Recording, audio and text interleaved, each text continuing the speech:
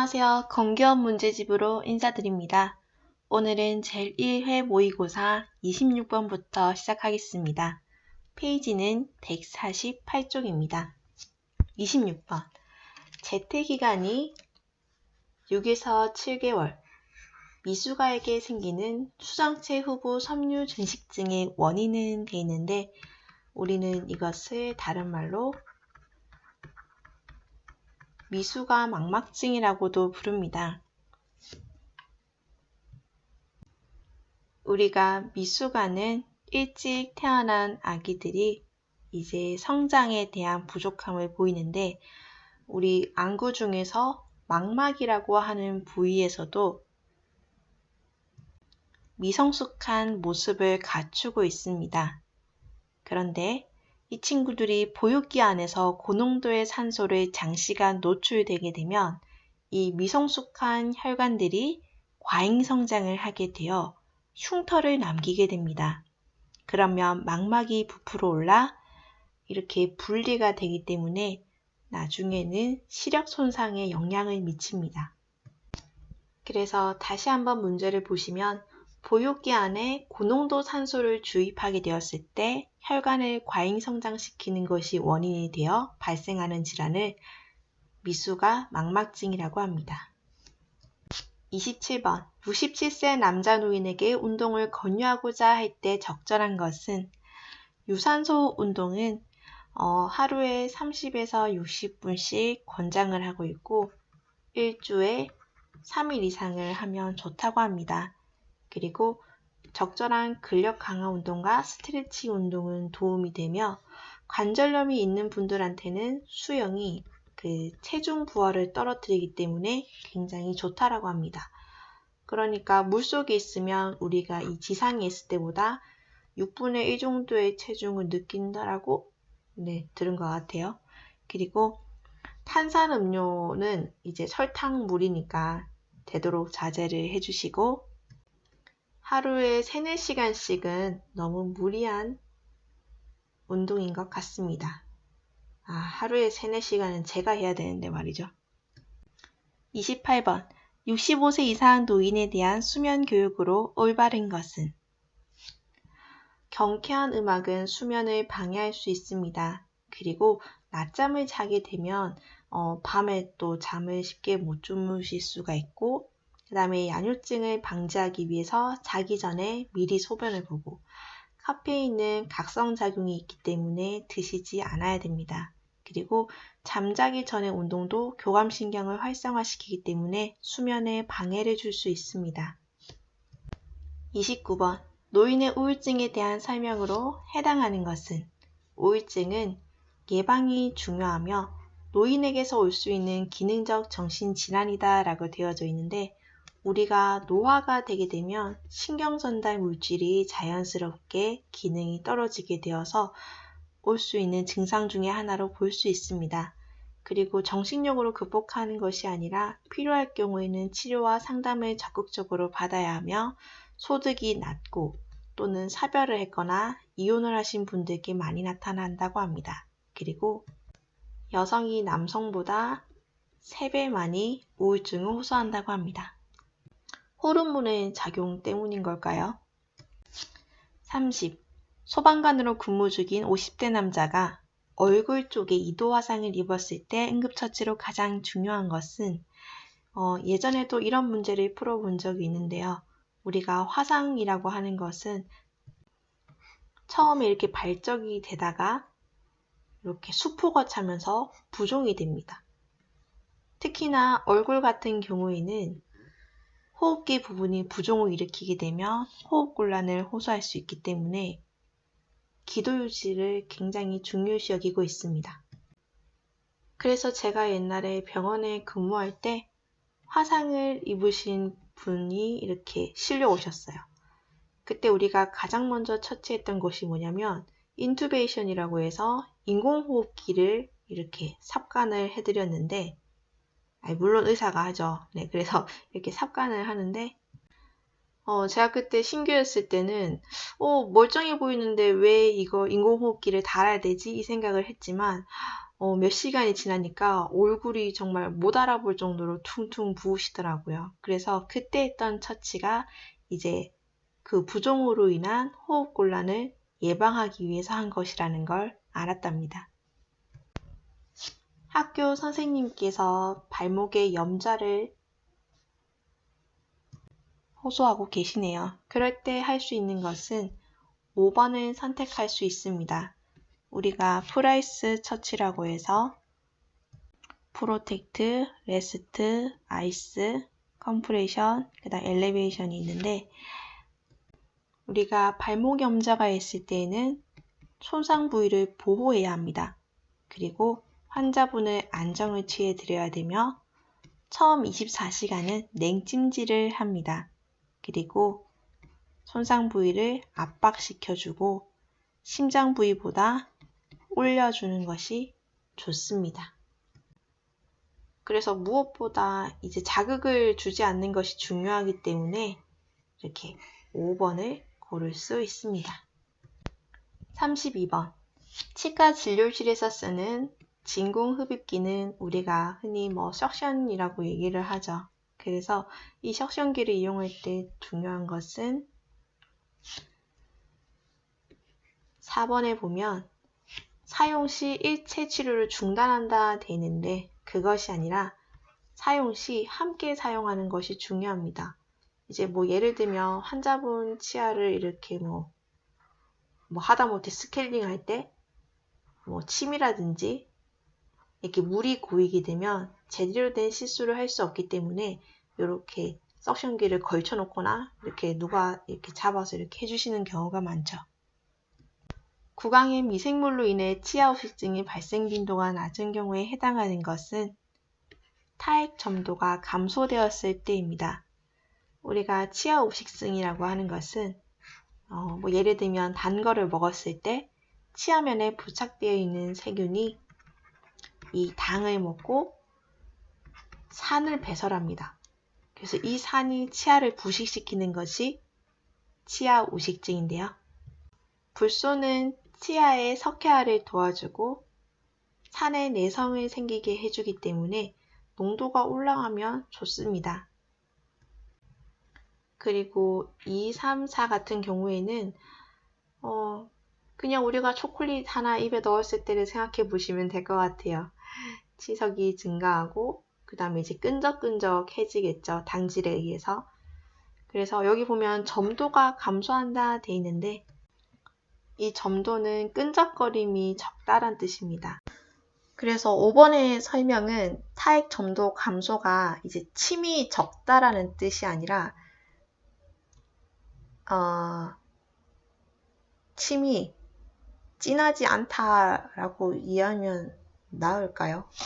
그러니까 타액의 점도가 증가한다라고 하는 것은 침의 분비가 적고 왜 우리가 말 많이 할 때 입에서 단내 난다 하잖아요. 그래서 딱 그때를 뜻하기 때문에 타액의 점도가 감소된다라고 하는 것은 침의 분비가 활발해서 구강의 보습이 잘 되고 있다라고 저는 그렇게 이해했습니다. 34번. 침을 맞고 있던 환자가 답답함을 호소할 때는 우리가 이때를 훈침이라고 하는데요. 이때는 일단 한의사에게 바로 보고를 해서 즉시 제거한 다음에 따뜻한 물 한 잔을 들여서 안정을 시키는 것이 중요합니다. 35번. 오행학설에 따르면 감정 상태에 따라 영향을 받는 장기가 있다고 하는데요. 공포 같은 경우에는 신장이 영향을 받고 간은 분노, 심장은 기쁠 때, 폐는 슬플 때, 비는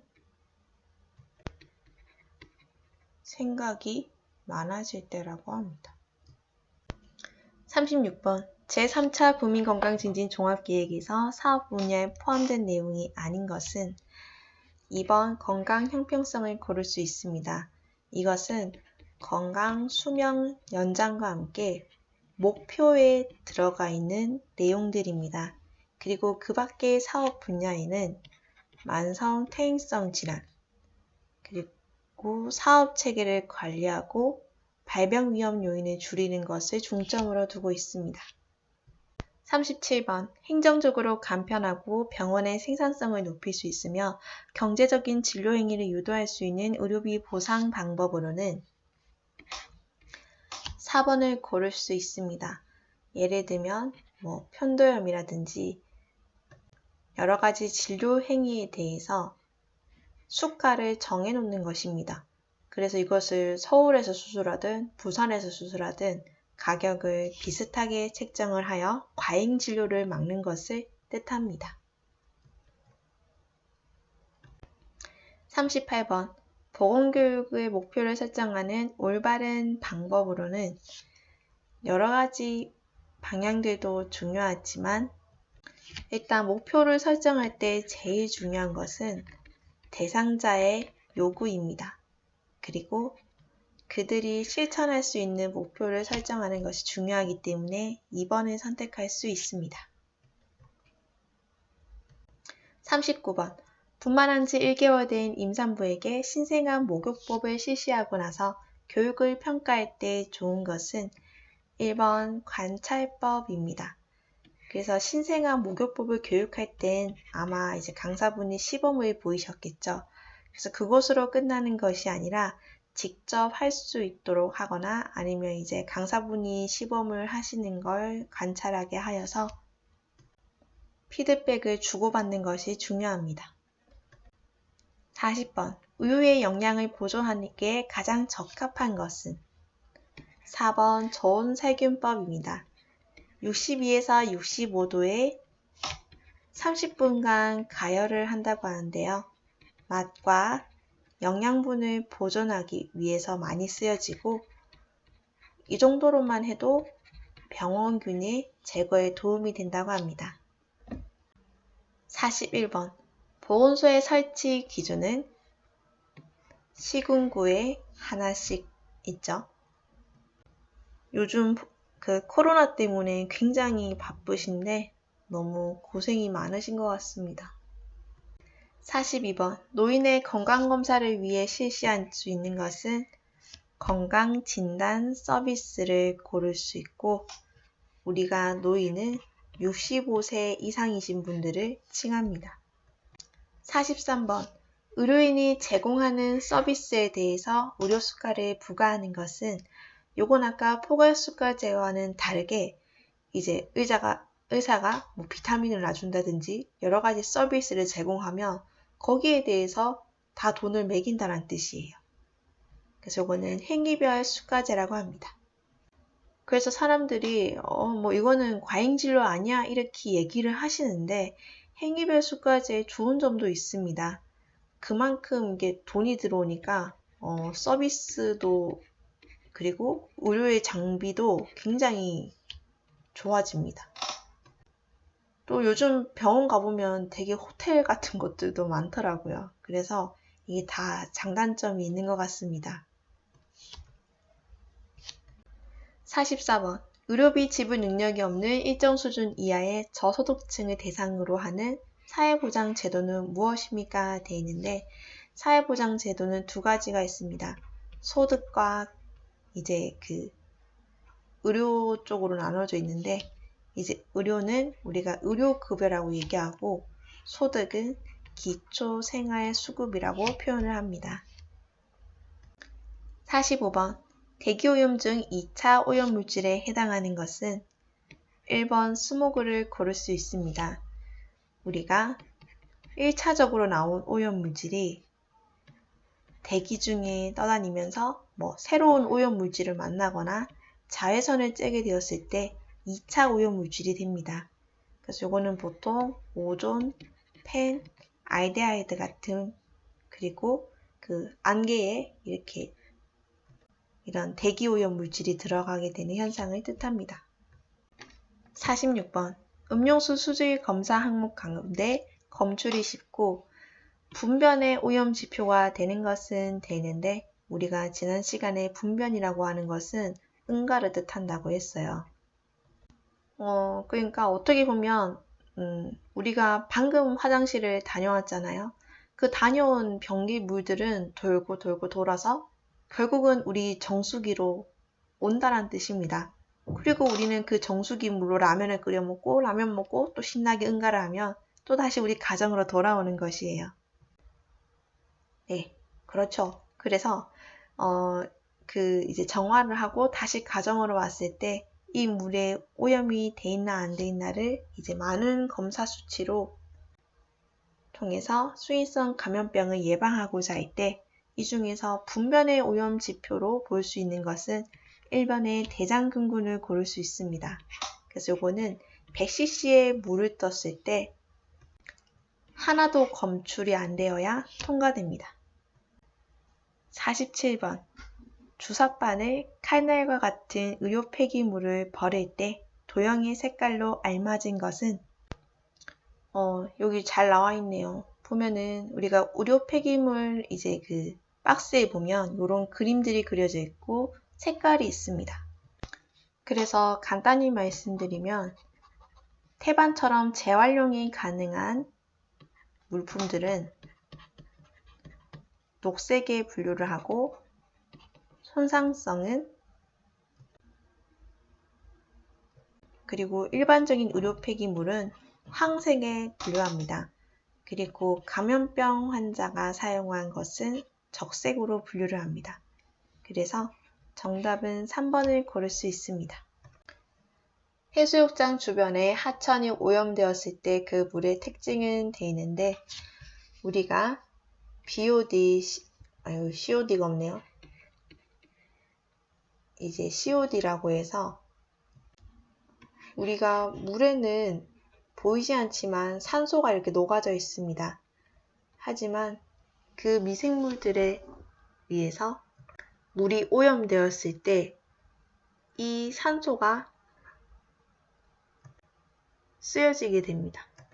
그러니까 이제 유기물에 의해서 미생물이 이것을 분해하고자 할 때 산소가 쓰여지는데 그때를 뜻하고 그 다음에 화학적으로 그것을 또 분해하려고 할 때 쓰여지는 걸 COD라고 합니다.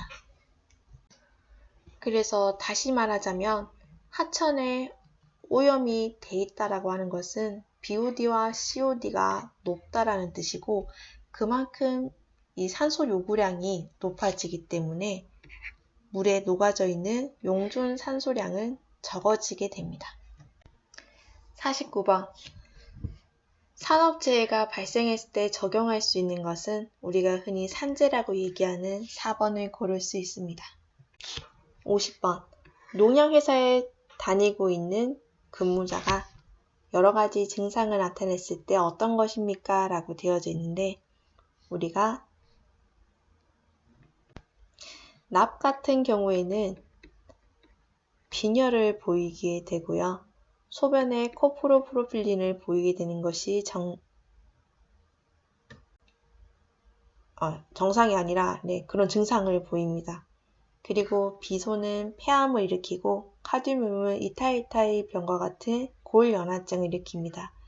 그리고 크롬 같은 경우에는 비중격 천공을 일으키게 되고 여기서 수은 농약에서 또 제조할 때 많이 쓰여지는데 미나마타 병이라고 하는 것의 원인이 되기도 하고 중추신경계에 영향을 주게 됩니다.